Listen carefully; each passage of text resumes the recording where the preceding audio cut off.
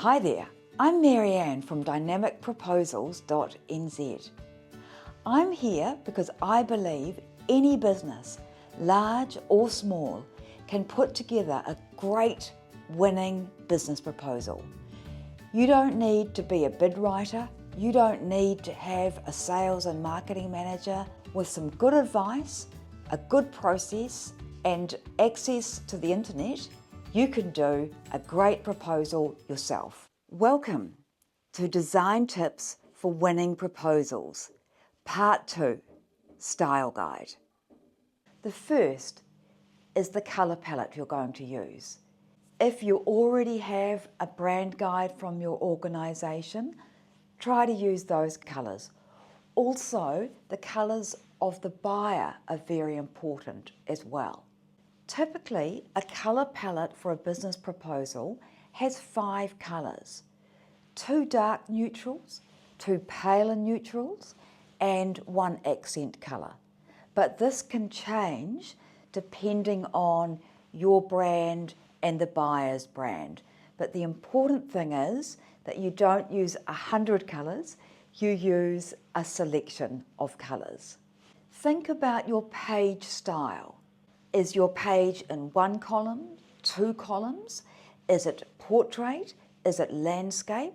How is each page arranged? What I normally do when I do my style guide is I give myself an aligned group of about 3 or 4 different page styles. That means I can create continuity but also interest right throughout the document. The third part of the style guide is thinking about graphics. There are so many different graphics to choose from. Diagrams, process flows, hierarchies, icons, photos, illustrations, infographics, just so many different types of graphics. What's important is that you think about the graphics that will help you to tell your story. And then decide on a style of graphic that is going to best help you to tell your story, and apply your colour palette to those graphics. Number 4, graphic devices. Graphic devices don't tell a story specifically, but they help bring together the overall look and feel of the document. These can be all types of things, but they don't have a specific meaning in themselves.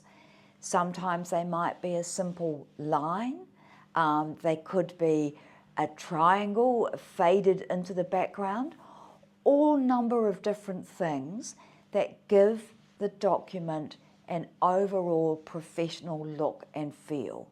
But just make sure you don't go overboard with these. They're there to support, not to dominate the document. Last part of the style guide is the font or the typeface. There are so many, there are hundreds, thousands, tens of thousands of typefaces out there. I always use typefaces that are well recognised in business and aren't going to cause any surprises. I typically use 2 typefaces.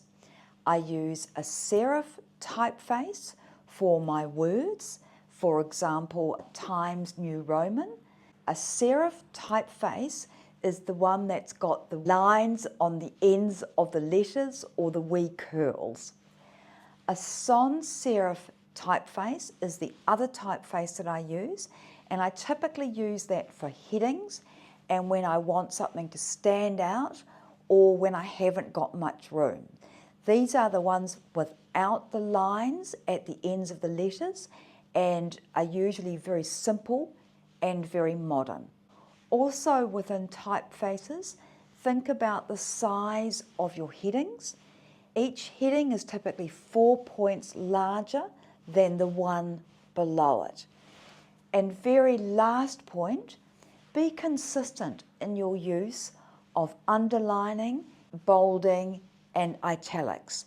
You should always use these for the same purpose so that you don't confuse your buyers. So, in this video, I have shown you how to create a style guide. Now that you've got a style guide, you can use any of the software apps and choose a pre-made template that best suits your needs. Or you can create a custom template. But no matter which way you go, you now know what good looks like for you. So that's it for today. If you want to know more, check out my other videos, subscribe to my free YouTube channel, or go to my website, dynamicproposals.nz, for more information. Thank you for listening.